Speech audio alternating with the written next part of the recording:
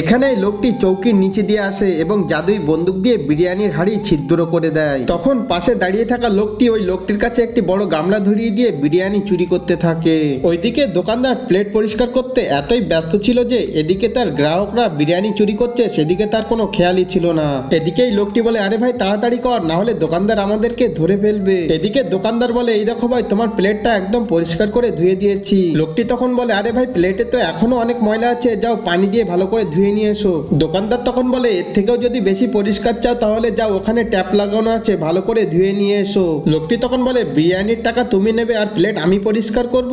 দোকানদার তখন প্লেট পরিষ্কার করতে যায় আর সেই সুযোগে লোক দুটি বিরিয়ানির গামলা নিয়ে সেখান থেকে পালিয়ে যায়। এরপরে দোকানদার এসে দেখে তার হাঁড়িতে আর একটুও বিরিয়ানি নেই, তখন সেই লোকটিকে গালাগালি দিতে থাকে। এরপরে তাদের সাথে যেটি হয় তা জানার আগে এই সুন্দর ছবিটিকে ভালোবেসে ভিডিওতে লাইক করে চ্যানেলটি সাবস্ক্রাইব করো। তারপরে তারা গামলাটা খুলে দেখে সব বিরিয়ানি ময়লা আবর্জনা হয়ে গিয়েছে।